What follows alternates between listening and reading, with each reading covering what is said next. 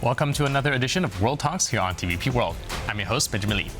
Now, Poland will remain a loyal ally of the United States, but will not act as a vessel to any country, Prime Minister Donald Tusk has said.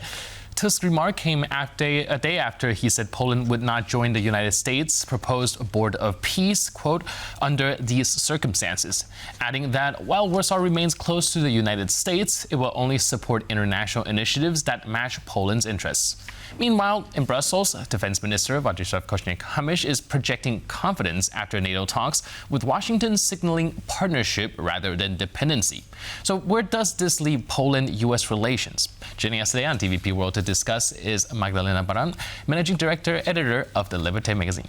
Hello and welcome to TVP World. Hello, good morning. So can you help us understand what exactly to look at this Board of Peace and why did it trigger such a firm response from Warsaw? You know, when you look at the Board of Peace, you need to have in mind two different ideas. So the first, the very basic idea on the Board of Peace was that resolution of the United Nations from the 25th of November last year, and it's supposed to be the second step of this peace treaty for Gaza.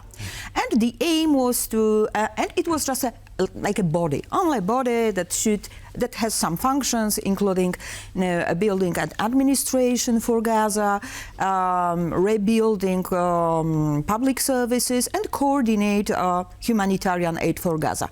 That's it. Yeah. And partly somewhere in between second and third phase to think about possible rebuilding of Gaza as such. But let's put it aside. When Donald Trump, and it was, I think, the beginning of January, I want to have the Board of Peace as semi-organization, international organization that, in fact, from one side should cooperate with United Nations, on the other side, it's like to compete with United Nations, and he and in the documents of the Board of Peace, we read about promoting stability and rebuilding, of course, a reconstruction of a legal and faithful government, and here comes to provide a long-lasting peace to the areas of war and crisis or possible areas. So here, especially when you look at the countries that in fact join the board, and I was in Davos when they signed the declaration, and those days we had only 19 countries, and let's say they wasn't really, most of them wasn't such democratic countries. Sure.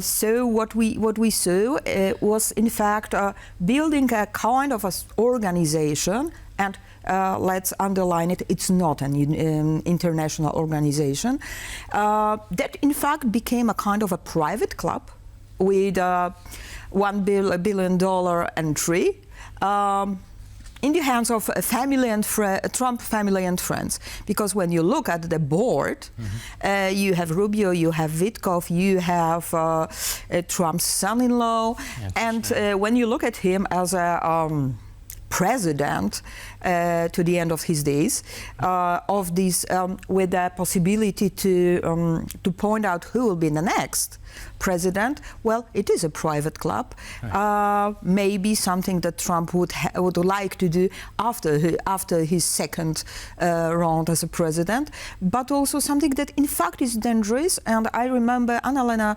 Baerbock speaking exactly when he was when they were signing the documents in Davos, that let's remember that United Nations are exactly, even if from our point of view, sometimes it doesn't function properly, or not at all.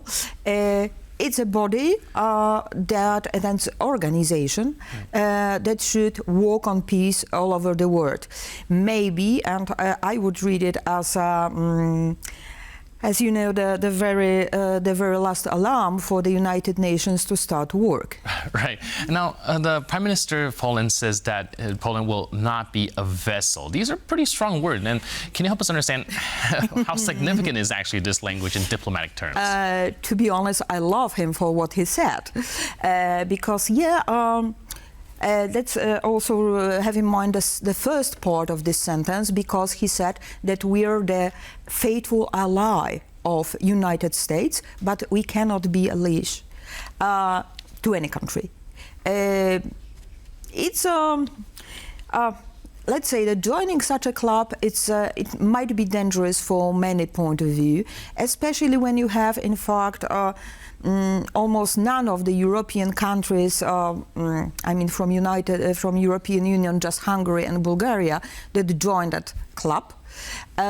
So we should rather think about European policy and our relations to NATO, and maybe re-establishing not the power but the functioning of the United Nations, than creating a body that in fact he also mentioned that under given circumstances, because what we know, it's exactly not very clear about how the board is supposed to function.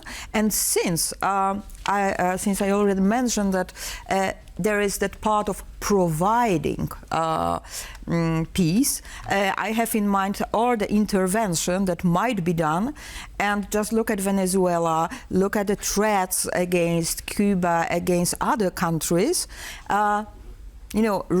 Establishing peace, as Trump would like to see it, because of his interest, and just look at his transactional policy, might be dangerous. And yeah, I believe that what you mentioned, Kosiniak-Kamysz said, and look also at the behavior and what we can hear from Radosław Sikorski, so Minister of Foreign Affairs.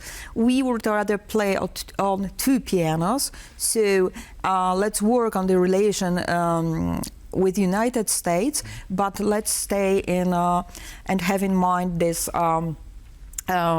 transatlantic relations and European relations, plus something, just the very last sentence that Tusk said yesterday, I believe, that we must have in mind that those countries, or in general those who usually say yes, doesn't end up well.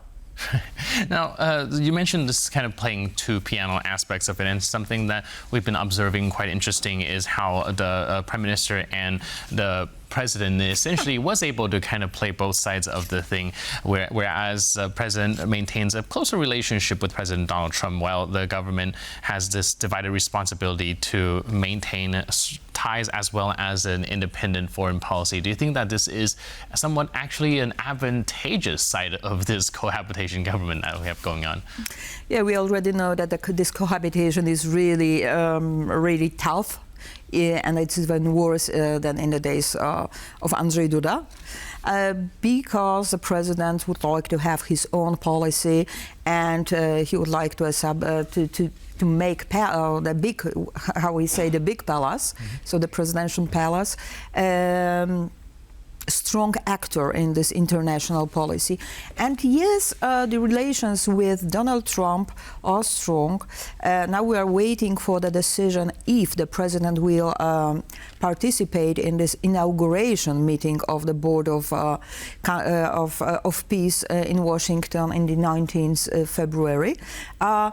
Interesting to add that our not ambassador, but charge d'affaires, Bogdan Klich already got an invitation to this meeting, celebration, or however it's going to look like. So we're waiting for the reaction of the palace. Maybe somehow a decision of the Italian government, since Giorgia Meloni said we cannot join because of our constitution forbids us to make some move, might be, and of course, she's also very close to Donald Trump. It might be an excuse also for Karol Nawrocki, and it might help him to keep the relations with Donald Trump, saying, "I'm sorry, my government just." Yeah, this is just ways to navigate it, right? Yep. And last but not least, I'm also curious about the Polish defense minister's announcement, because he says that Poland will be hosting the defense minister of France, Germany, Italy, and the United Kingdom in Krakow on February 20th for the E5 meeting. Now, how significant is that going forward when it comes to gathering, coordinate European defense spending, things like military modernization and support for Ukraine?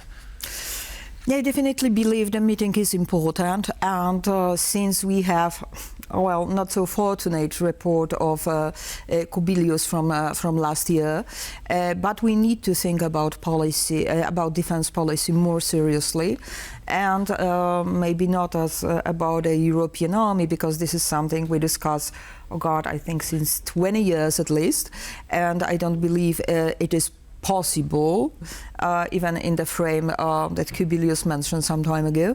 But we need to coordinate our defense industry, and we need to think how we might be able to cooperate to make Europe really stronger when it faces the shaking of NATO also.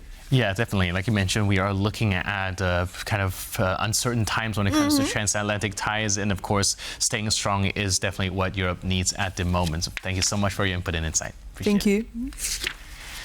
And thank you for tuning into this edition of World Talks. But for more news, update, and commentary, please stay tuned to TVP World.